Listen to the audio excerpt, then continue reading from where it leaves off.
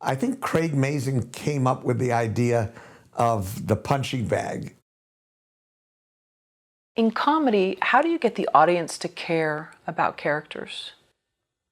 Well, the way we get audiences to care about the movie and the characters, and in that expanse of time, getting a satisfying ending, is that my brother always said, first you get your hero up a tree, in the second act you throw stones at him, and in the third act you get him down. So you present a problem that the main character has, and it can't be just a physical problem. It's got to be an intrinsic, emotional, or deep character problem that he's got to resolve.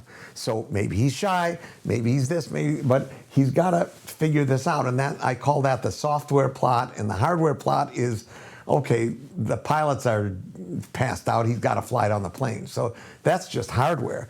But what the audience really cares about, and the only thing they do care about, is that this character solves his problem. So, even the Marx Brothers really did only one good movie. I love the Marx Brothers. They have so many great bits, but they only had one good complete movie, and that was Night at the Opera. And Irving Thalberg at MGM figured out that, the audience didn't care about the Marx Brothers. They cared about the characters who were the opera singers who were in love and wanted to be together and wanted to get a job in the opera. And they had a great 3-act structure. And it doesn't matter how many side trips the Marx Brothers went on, in the end, Alan Jones and Kitty Carlisle got what they wanted. They were able to fall in love and make it in the opera. And, everybody loved the Marx Brothers, but they didn't care about the Marx Brothers. So that's the lesson that I've learned. Now, I know you've said in Naked Gun you've used Nordberg as a punching bag character.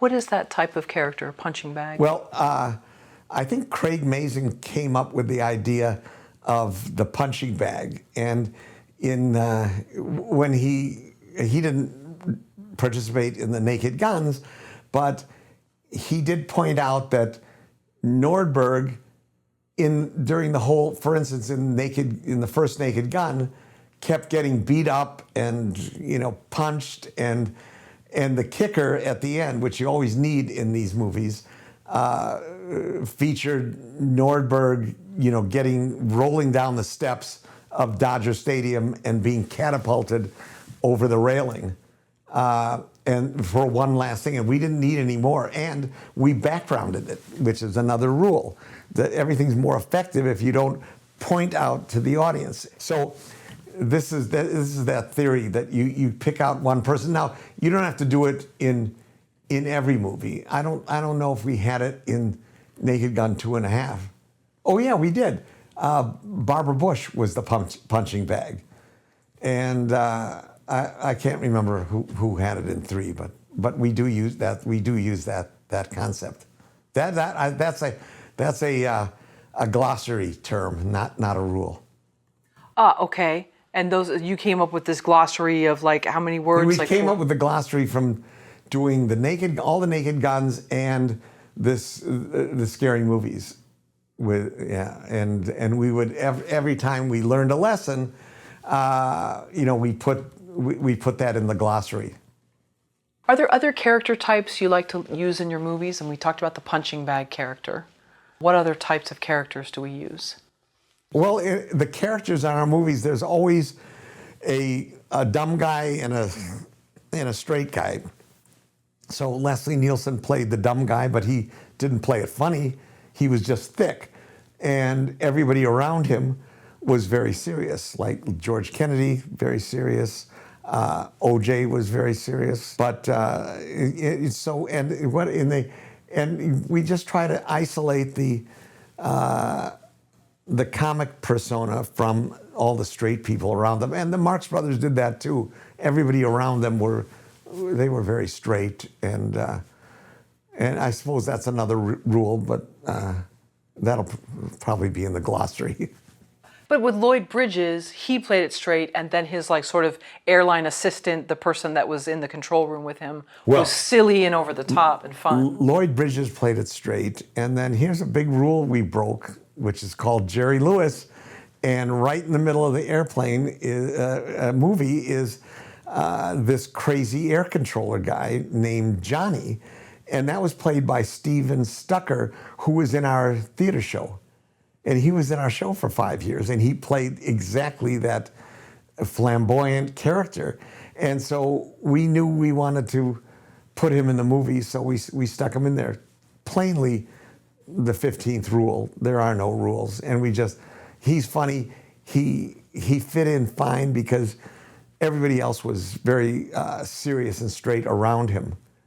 So it works. And also, you know, if you get a laugh, if he had not gotten a laugh, we would have cut him out. Oh yeah, no, he's great. And some of the jokes that Stucker did in Airplane were right from the stage show. Because, you know, at one point on our stage, a guy says, what can you make out of this? And he says, oh, this, I can make a hat or a pin or a pterodactyl. Yeah.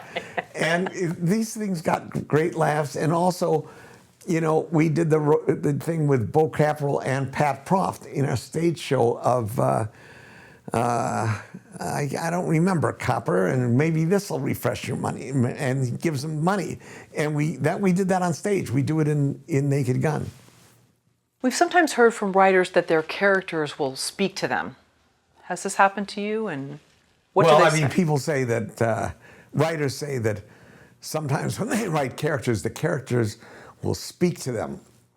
Well, I'm not nearly that sophisticated to ever have that happen.